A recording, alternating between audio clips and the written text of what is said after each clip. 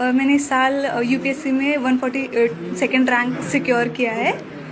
मेरी स्कूलिंग जो है वो यवतमाल महाराष्ट्र से ही हुई है। प्राइमरी मेरी जो है वो जफरनगर की ज़िला परिषद स्कूल से कंप्लीट हुई है। उसके बाद हाई स्कूल मैंने गवर्नमेंट कॉलेज से अपनी कंप्लीट की है। ग्रेजुएशन जो है वो मैंने पुणे के आज़म कैंपस से अपनी कंप्लीट की थी बीएससी मैथमेटिक्स में। 12th के बाद ही मैंने ये डिसाइड कर लिया था कि मुझे यूपीएससी करनी है। इंस्पिरेशन इसकी मुझे अपने मामू के थ्रू मिली, जो सेवा एनजीओ के सेक्रेटरी है। उन्होंने मुझे जो है वो इंट्रोड्यूस करवाया कि एक आईएएस ऑफिसर होता क्या है, उसके लिए आपको किस तरीके से प्रिपरेशन करनी है।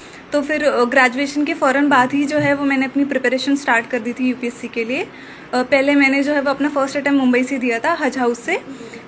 सेकेंड अटैम्प्ट के लिए से मैं दिल्ली चली गई, जिसमें हमदर्द स्टडी सर्कल से जो है वो मैंने अपना सेकेंड अटैम्प्ट दिया। और फाइनली जो मेरा ये वाला अटैम्प्ट रहा है, जिसमें मुझे फाइनली सक्सेस मिली है, वो मैंने जामिया मिल्लिया इस्लामिया से दिया है, आरसीए में। मेरी ये जो पूरी जर्नी रही है उसमें बहुत सारे उतार चढ़ाव रहे हैं, लेकिन जो है मेरी फैमिली का सपोर्ट बहुत ज़्यादा इसमें रहा है, स्पेशली मेरे पेरेंट्स का। मैं फाइनेंशियली थोड़े हम्बल बैकग्राउंड से बिलोंग करती हूँ। मेरे पापा जो है वो ऑटो रिक्शा ड्राइवर है, लेकिन फिर भी उन्होंने कभी मुझे ये एहसास नहीं होने दिया कि हमारे पास रिसोर्सेज की कमी है। उन्होंने हमेशा मुझे सपोर्ट किया है। मेरी जो मदर है, उन्होंने मुझे हमेशा सपोर्ट किया है। कहीं ना कहीं मैं जो एक पेट्रियार्कल सोसाइटी से बिलोंग करती हूँ, इसके बावजूद भी कभी मेरे पेरेंट्स ने मुझे ऐसा महसूस नहीं होने दिया कि तुम लड़की हो, तुम ये नहीं कर सकती। उन पे दूसरों का भी प्रेशर था, फिर भी उन्होंने इस प्रेशर को हैंडल करते हुए मुझे सपोर्ट किया है। आपके पास फेलियर्स आएंगे, बहुत सारे आएंगे, लेकिन आपको उन फेलियर्स से सीखना है कि आपकी गलती कहाँ हो रही है और आगे बढ़ना है। जो आने वाली पीढ़ी है, नए बच्चे हैं जो ये सोचते हैं कि कैसे मुकाम तक पहुंचना है, तो उनके लिए क्या सलाह देना चाहिए?